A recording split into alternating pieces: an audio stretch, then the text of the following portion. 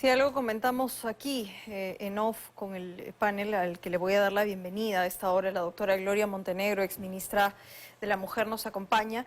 Y también está el general Edgardo Garrido, ex subcomandante general de la Policía Nacional, ¿no? Y la coincidencia en off es que ya esto no es una alerta, esto es una amenaza real. Se advertía hace muchísimo tiempo y justo eso, ¿no? Hemos caminado con paliativos que hoy acompañan una realidad totalmente distinta. Gracias a ambos por estar esta noche aquí en 2025. Preventivamente no se está haciendo nada, ¿no? Todo lo que está ocurriendo ahora mismo parece seguir alimentando estos nichos delincuenciales, ¿no? Y usted bien lo decía, doctora Montenegro, no solo ocurre en Lima, ocurre a nivel nacional. Sí, buenas noches, Edgardo, un gusto volverte a ver. Muchas gracias por la invitación.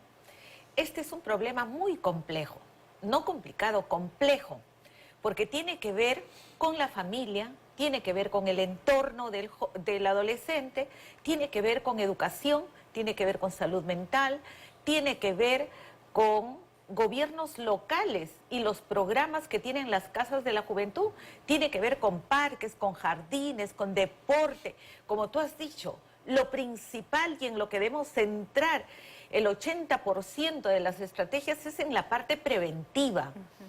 Y en la parte preventiva, pues, encontramos pobreza, pobreza extrema, delincuencia, el tema de las organizaciones criminales, la venta de droga, la disfunción familiar, una serie de problemas donde el joven, desde niño va creciendo en un ambiente adverso. Entonces decimos, ¿y qué hace la escuela? ¿Cómo la escuela protege a la niña, niño y adolescente para que no caiga en todos estos riesgos que estamos viendo y que están pasando ustedes en estos momentos, ¿no? He trabajado desde que era regidora en Alto Trujillo, en Florencia Mora, La Esperanza, El Porvenir, y el riesgo era altísimo. Sí. Y el riesgo estaba dado y estaba previsto de lo que iba a pasar con estos niños si es que no se actuaba con urgencia y si es que no se actuaba de manera articulada, de manera coordinada. Autoridades, juntas vecinales de seguridad ciudadana, organizaciones civiles y todos los actores sociales involucrados. Entonces se deja por falta de presupuesto, se deja por falta de liderazgo, porque cuando hay un alcalde, una alcaldesa que realmente lideran y priorizan los temas sociales, este es un tema social prioritario porque tiene que ver con nuestras niños, niños y adolescentes, que es el presente, es el futuro de nuestra comunidad. Y veámoslo desde el territorio. He visto su trabajo en el Callao y siguen los problemas. ¿Acaso se han solucionado? No. ¿Por qué? Porque no trabajamos la parte preventiva. Sí, y la preventiva por un lado, el tema axiológico, educación y demás. Pero, ¿qué más, señor Garrido? Porque hoy hay varios intentos desde el Congreso de la República de hacer mucho más rígido el sistema, elevando penas de acuerdo a la edad, pero ¿es el camino? ¿Qué más se puede hacer? Yo creo que, aparte de la prevención, como bien dijo la doctora, viene el tema de la investigación a la par de la inteligencia, que es básico. Ese binomio inteligencia-investigación es fundamental para combatir la criminalidad. Y aparte de eso, el tema logístico, presupuestal, el empoderamiento de la policía y de darle los recursos, no solamente a la policía, sino al fiscal, al juez y al INPE. El INPE ha sido declarado en estado de emergencia. Eso demuestra que todo el sistema de administración de justicia está haciendo agua. Si a los adultos no los podemos rehabilitar, reeducar, ni mucho menos reinsertar a la sociedad, ¿qué vamos a hacer con un menor de edad infractor? Dicho en otras palabras, si no podemos, ¿no es cierto?, con los centros penitenciarios, Maranga menos, ¿no? Hoy tenemos 1922, de acuerdo a la estadística de noviembre, diciembre, internos, de las cuales, de esos 1900, 1504 no han terminado la secundaria. Y hay una gran deserción. ¿Eso es problema en la policía? ¿Es problema del fiscal? No. Es el problema de la familia, del entorno familiar y de las autoridades competentes. Educación, salud y todo lo demás. ¿Hacen algo? No están haciendo absolutamente nada. Entonces nosotros estamos facilitando que ese menor crezca y posteriormente ya sea asaltante, después va a ser sicario y después va a ser integrante de una banda o una organización criminal. Nosotros estamos preparando el terreno para que esto sea un Estado fallido. Y ya lo estoy anunciando en varias oportunidades. Usted ha dicho algo que creo que es la palabra clave también para lo que apunta la brújula de las autoridades, ¿no? Todos piensan que se resuelve con declarar en emergencia. Declaramos en emergencia el sistema de justicia, declaramos en emergencia el INPE, todo está declarado en emergencia. Y nada se hace dentro de esa emergencia más que reactivamente una que otra cosa, ¿no? La pregunta es si tenemos esperanza de avanzar con un plan totalmente distinto, doctora Montenegro, con la gravedad de la situación, ¿no? Emergencia, termina el periodo de emergencia, vuelven a... Sí. Entonces esa emergencia ya no es emergencia, pues, ya es la permanencia en la que estamos viviendo sin solucionar los problemas de fondo. Entonces, tomando en cuenta lo que ha dicho quien vive y trabaja en el campo, ya ha visto cómo trabaja la policía, entonces tenemos una parte preventiva, que es vital, donde están los adolescentes, su familia, su entorno de amigos, la comunidad, las autoridades, las organizaciones civiles que rodea. Pero ha dicho algo clave, ¿y cómo está la administración de justicia? Y por otro lado, ¿cómo con esto vamos a conseguir la reinserción social, que lo has dicho tú, ¿no? ¿Qué vamos a hacer con todos los jóvenes en riesgo internos, pero también los que salen? ¿A dónde salen? ¿Acaso han cambiado su entorno? ¿Han mejorado las escuelas? ¿Hay más oportunidades? ¿Ya pueden trabajar? Entonces, yo creo que no podemos desligarnos de dos cosas claves. Este es un trabajo que se tiene que trabajar de manera articulada y de manera coordinada entre los 3 niveles de gobierno y todos estos temas sociales que tienen que ver con educación, con salud, con programas sociales, con cultura. Pues se tiene que cumplir el Plan Nacional Multisectorial para los adolescentes en riesgo, que debe dejar de ser algo declarativo para ponerse a trabajar en el plan de acción que lo nombra, que lo señala claramente. Hace 20 años decíamos en Trujillo lo que iba a pasar con estos niños, niñas y adolescentes. Mencionábamos y poníamos las propuestas para que estos hogares cumplan con estándares mínimos de calidad y con un personal especializado para tratarlos y sacarlos adelante, porque si no, no va a haber reinserción. Sí. Usted ha dicho, no todo es un tema policial, y en efecto, bien lo ha retratado la doctora Montenegro. Pero hay una inteligencia que debería tener un área especializada respecto del tratamiento de menores y ubicación, ¿no? Porque ¿cómo poder cruzar información con lo común? ¿No es cierto? Por ejemplo, las áreas críticas son comunes para todo tipo de delincuencia, ¿no? Organización criminal, delincuencia común. Bueno, en el caso de los menores están sumamente expuestos. Uno, no tienen el control informal de los padres ni el entorno familiar. Son producto de matrimonios disfuncionales, el papá en la cárcel, la mamá en la cárcel, el abuelito o la abuelita lo cuida. En otras palabras, están sueltos en plaza, como vulgarmente se dice. ¿Quién los controla? Nadie. ¿Existe, me pregunto, existe un centro de protección para ese menor que está en la calle asaltando, robando al piñarita, el piraña? No existe. No. Y eso es lo primero que tiene que hacer. Si queremos asegurar la juventud, tenemos que hacer eso. No se ha hecho. Segundo, los menores de edad son utilizados por las bandas y por las organizaciones criminales. ¿Por qué? Por su condición de inimputables. ¿Ok? O sea, ellos los captura la policía, al día siguiente están saliendo. Sí. Aparte de ellos, por su condición, pasan desapercibidos y hacen la veces de campana, entregan cartas extorsivas, cobran cupos. Pero ya está, hay manipulación de armas. Exacto. Terminan en sicariato. Los más violentos terminan en sicariato. Y no se hace absolutamente nada. Acá lo que necesitamos es un plan estratégico contra la criminalidad, que incluye obviamente a los menores de edad, porque es un gran porcentaje también. Y que cada institución tenga una responsabilidad, tenga objetivos que sean medibles. O sea, si el fiscal va a tener su plan, la policía va a tener su plan, el Poder Judicial va a tener su plan, el INPE tiene su plan, y las demás instituciones, todas tienen que tener responsabilidades para poder evaluar la capacidad y la destreza de cada funcionario. Si no, tiene que irse a su casa. No hay otra alternativa. Sí. Poner plazos, ¿no? Porque parece que, y vuelvo a las declaratorias de emergencia, ¿no? Pasan tan rápido y eso pasan, ¿no? Porque uno no siente que mejore la situación, ¿no? Plan multisectorial, distintas instituciones articulando con resultados comprobables en el tiempo. ¿Por qué es tan difícil de implementarlo? Muchas veces por falta de presupuesto, otras porque falta especialización.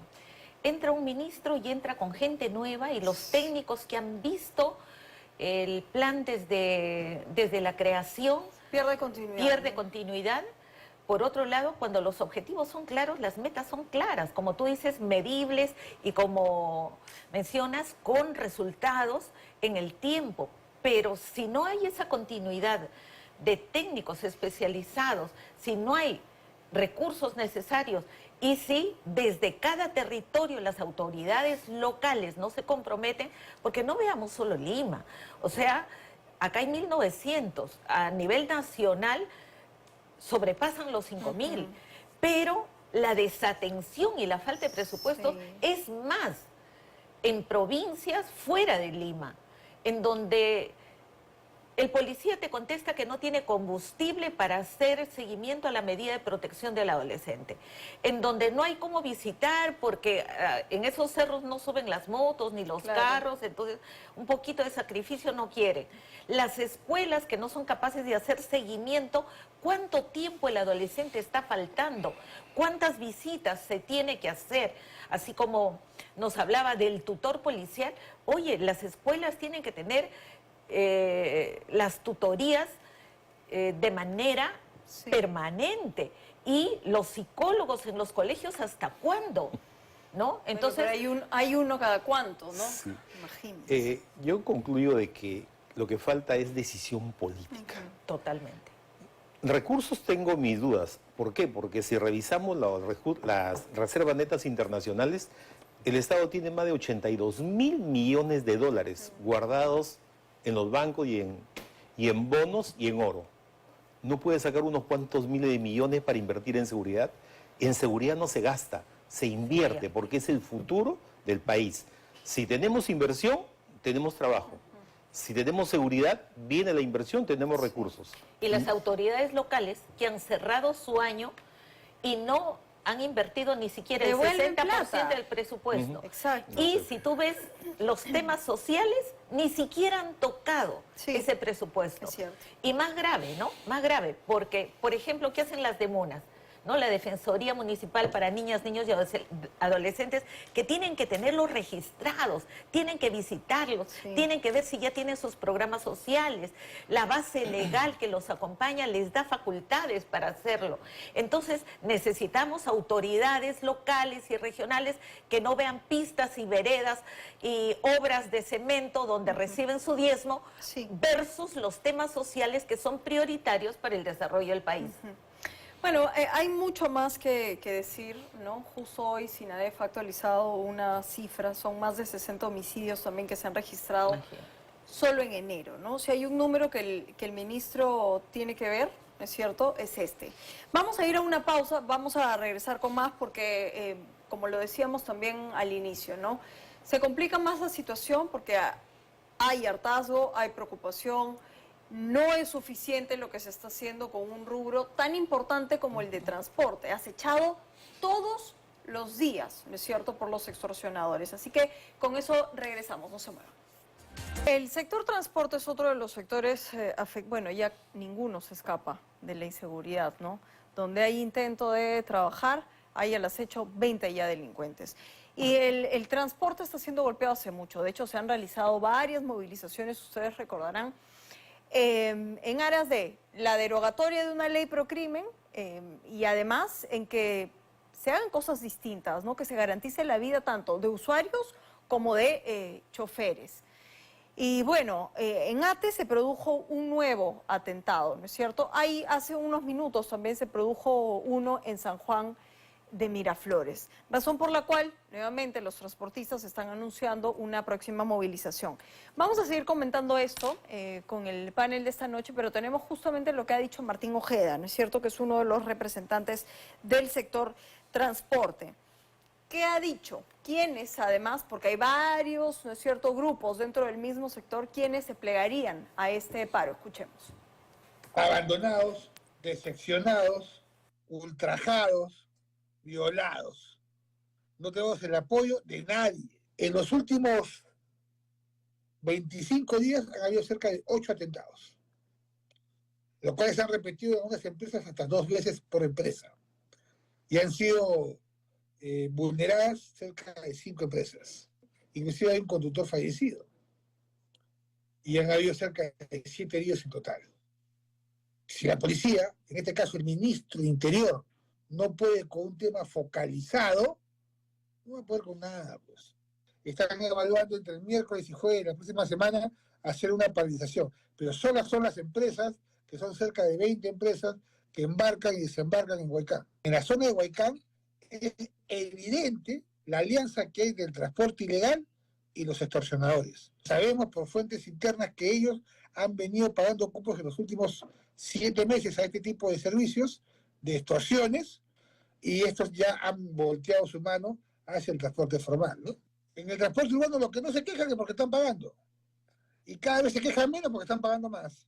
¿Qué le podemos decir a ellos? Que se vayan. Si no pueden luchar contra la inseguridad, mejor que se retiren.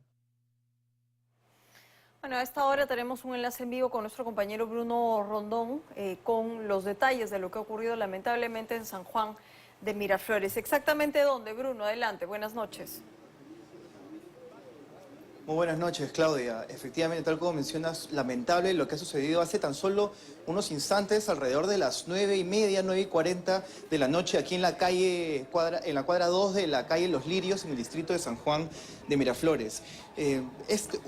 Según me comentan los vecinos, una moto habría pasado y habría lanzado un explosivo. Esto quedó registrado en una cámara de seguridad. Afortunadamente, este explosivo detonó debajo de la camioneta que vemos en imágenes. Sin embargo, 9 personas resultaron afectadas y fueron trasladadas al hospital María Auxiliadora. Afortunadamente, según información oficial que hemos recogido de la propia municipalidad, ya todas se encuentran fuera de peligro. Lo que cuentan algunos vecinos, testigos de este lamentable suceso, es que, como ya mencionamos, habrían pasado unos sujetos en moto y sin mediar palabras habrían lanzado este objetivo. La zona se encuentra cercada, como podemos observar, hay un cordón policial y también hay personal de UDEX, de la Unidad contra Explosivos, de la Policía Nacional, realizando sus diligencias. Hemos tomado conocimiento también que esta sería, Claudia, la tercera vez que ocurre un atentado en esta zona. Si bien la principal hipótesis que se maneja tiene que ver con amenazas extorsivas, pues como podemos observar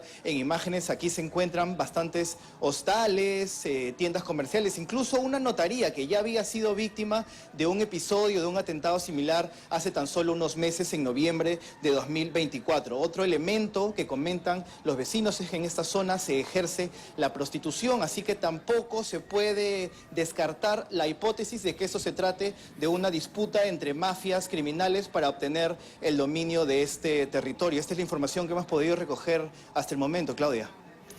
Gracias, Bruno, por la información a esta hora. Seguro más adelante, en Buenos Días Perú, tendremos mayores detalles, ¿no?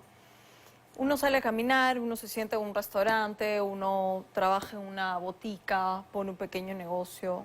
Nadie está exento de lo que ha ocurrido, ¿no? Y es la constante. Detonante, un explosivo, ¿no es cierto? Y todo este mismo círculo que... Y la pregunta es, a ver, ¿qué más nos hace falta? ¿No? Porque ¿cómo alguien como el ministro Santibáñez cree que la declaratoria de emergencia va a poder con esto? El ministro Santibáñez es un buen abogado, pero no es policía ni está compenetrado, creo yo, con el problema. Mire, históricamente hablando, los estados de emergencia siempre han sido un fracaso. De 2015, que tuve experiencia, 2015, ante el desborde de la criminalidad, se estableció el estado de emergencia. ¿Qué pasó? En los lugares donde se declaró, obviamente había más presencia policial, porque de todas las comisarías de otros lugares la trasladaban a ese lugar, había presencia, bajaba obviamente momentáneamente la delincuencia, pero el delito muta, el delito cambia, el delito es itinerante. Entonces, pasó del Callao a San Martín de Porres a Breña, ahora vemos cómo está San Martín de Porres. Entonces, los estados de emergencia se difunden, se expanden. Eso no es la solución. La solución es un tema preventivo, lo que hablábamos, es un tema de inteligencia, es un tema de investigación y de tecnología.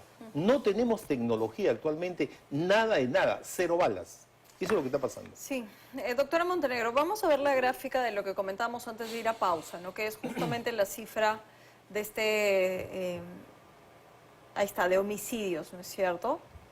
Desde el 2020, ¿cómo ha ido en aumento esto? Solo tenemos 15 días de este enero, ¿no? Y vean cómo estamos. 54 en el 2020, 58 en el 21, ¿no es cierto? En el 22, 55, 23, 53, 24, 56 y ahora mismo 74. Si esta no es una cifra que remueva, ¿no es cierto?, al ministro del Interior, entonces no podemos tener expectativa ninguna de lo que va a venir más adelante. Claudia, es que yo creo que en este gobierno, con este Congreso, no es la prioridad la vida, el bienestar, la seguridad de la gente. Esa no es su prioridad. Sus prioridades son otras.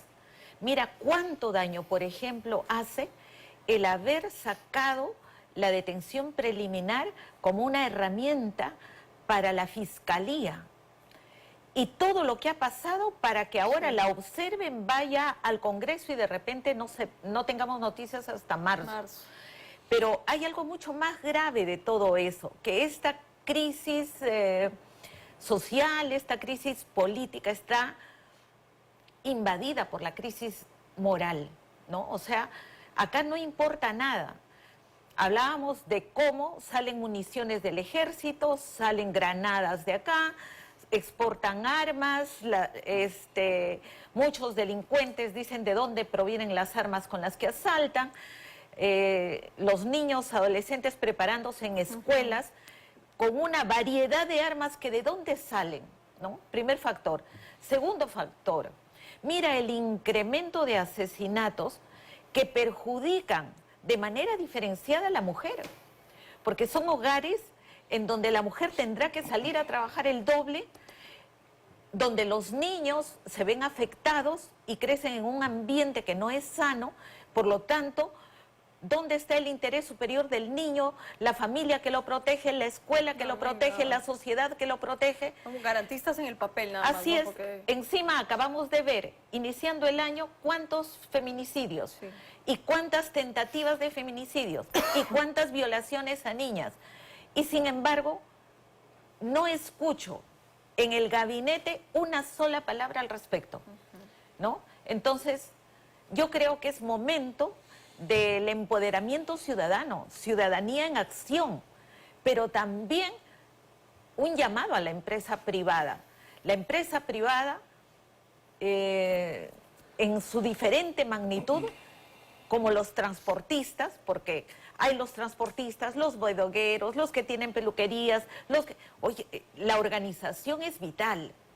Y es vital avisarse entre ellos, comunicarse entre ellos, y bienvenidas las protestas. Pero si no nos llevan a nada, va a quedar en protesta. La idea es protestar y proponer y jalar a las autoridades a que se comprometan con ellos a resguardar. Ahora, y esta es una línea bastante delgada, ¿no? Esto último, ¿no? de organizaciones vecinales y demás, porque hemos visto que se organizan los vecinos, capturan a los delincuentes y quieren tomar la justicia por sus propias manos.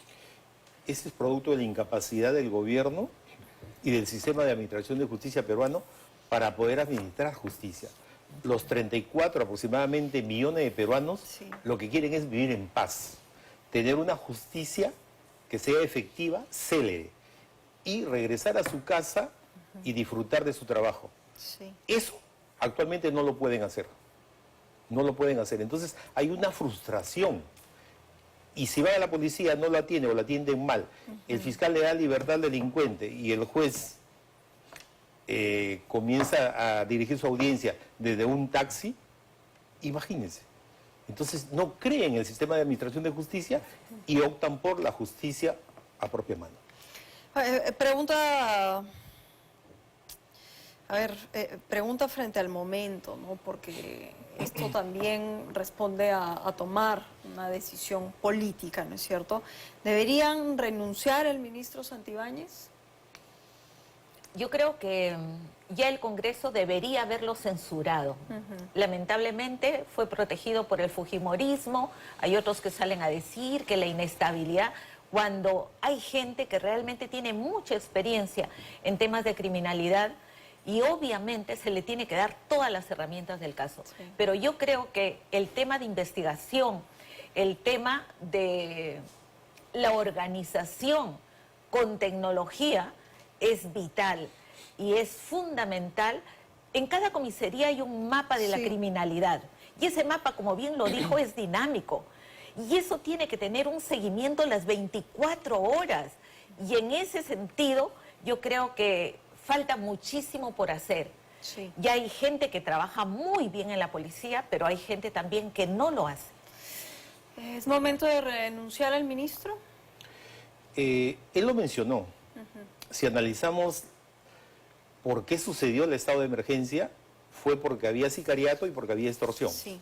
Y coincidentemente, ha terminado el estado de emergencia, se han incrementado los homicidios en un 35%. Hay 1.125 sicariatos el año pasado y las extorsiones bordean las 20.000 denuncias. Aparte de que el 40-50% de gente no denuncia y hay otros que pagan y no dicen nada. Entonces el tema de las extorsiones es abismal. Sí, así es. Hace 2 días, o ayer si no me equivoco, en Londres, el periódico Financial Times ha mencionado de que el Perú gasta en cantidad de dinero, los peruanos gastamos cantidad por extorsiones. Así es. Imagínense, internacionalmente ya estamos desacreditados. Sí. Bueno, agradecerles a ambos por haber estado esta noche haciendo un diagnóstico más, ¿no es cierto?, a lo que estamos sometidos a diario, ¿no? Porque mientras esto no mejore, no vamos a tener una expectativa de vida mejor, ni nosotros, ni lo que pueda venir más adelante. Gracias a ambos por haber estado a ti, Claudio. Esta noche. Nos vamos a la pausa, volvemos.